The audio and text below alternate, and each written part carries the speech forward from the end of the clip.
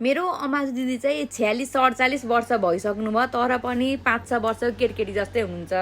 आज दिदीको जन्मदिन मलाई 6-7 चोटि मिठाई दिइसक्नु भयो। दिदी मलाई दिइसक्नु भयो कि तपाईँले मिठाई भनेको फेरि खाऊ भन्दै ल्याउनु भयो, दिनुभयो है।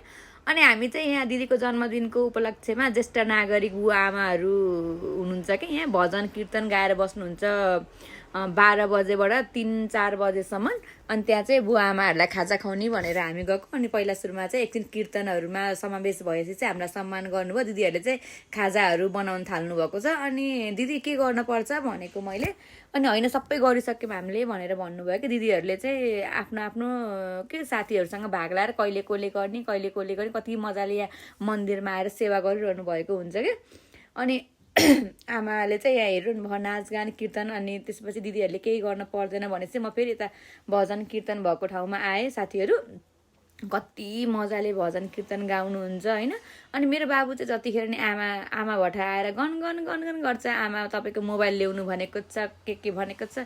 जतिखेर पनि बाबुले आमासँग नबोले त्यसलाई खाएको नि पत्दैन होइन।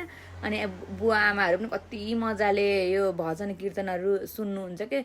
प्रायः सबैजना चाहिँ बुढाबुढी भएको बुवा आमाहरू हुनुहुन्छ, कति मजाले। दिदी नाच्ने होइन, तपाईँको जन्मदिनको दिन नाच्नु जानुहोस् भने दिदी एकछिन नाच्ने जस्तो गर्नुभयो।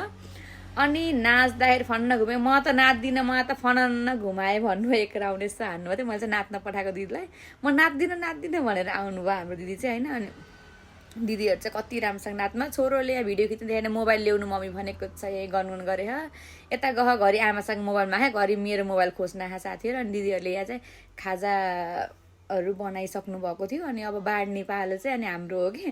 अनि ल बाँड्नु अब हामीले राखेर भ्याउनु लागिसक्यौँ, अब तिमीहरूले चाहिँ बाँड है भनेर भन्नुभयो। अनि त्यसपछि हामीले चाहिँ भक्काभक बाँड्न थाल्यौँ साथीहरू।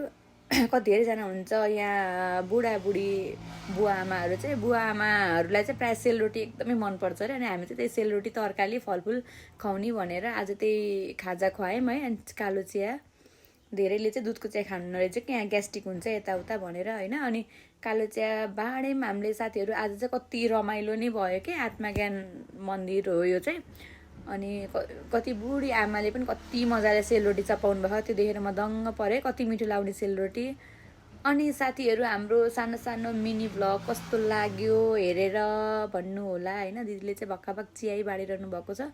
अनि यति लामो भिडियोमा त होइन साथीहरू के बोलौँ भन्ने हुँदो रहेछ क्या। अनि आमाहरू कस्तो राम्रो गफ गरिरहनु भएको छ। अनि मेरो छोरीले पनि गमका भुइँमा बसेर कस्तो मजाले खान थाली होइन। मेरो छोरीले खाएको देखेर म आफै दङ्ग पर्छु कि, यो खान्न त्यो खान्न कहिले भन्दिनँ, खायस्ते खज्यान। छोरो फेरि गनगने आमाको भागको नखाइकन त्यसलाई खाएकै पत्दैन साथीहरू, त्यहीँबाट खान थाल्यो। यसले मलाई कतिखेरै छोड्दैन, आफ्नो मम्मी भट्टा जान भन्नु आमाले, के को आफ्नो मम्मी भट्टा जाने, त्यही आमाले जे खान्छ त्यही गनगन गर्ला। दिदीहरूले फेरि मन्दिरमा माझेको धर्म हुन्छ, हामी नै माच्छौँ भनेर भन्नुभयो साथी। हाम्रो सानो मिनी भ्लग यहीँ भ्याइयो। ल साथीहरू बाई।